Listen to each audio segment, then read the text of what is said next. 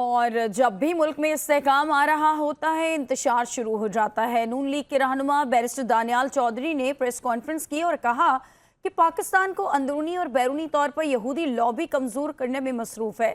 اسرائیلی article میں کہا گیا ہے کہ بانی پیٹا اسرائیل کا ایجنڈا بہتر طور پر آگے لے جا سکتے ہیں۔ اسرائیلی اخبار کے آرٹیکل کی کڑیاں پاکستان کو کمزور اور غیر مستحکم کرنے کی سازش سے ملتی ہیں۔ میں اگر اس علاقے میں اسرائیل کی کوئی جو بہتر نمائندگی کر سکتا ہے یا ان کو بہتر ریپرزینٹ کر سکتا ہے تو وہ عمران خان اور ان کی جماعت ہے۔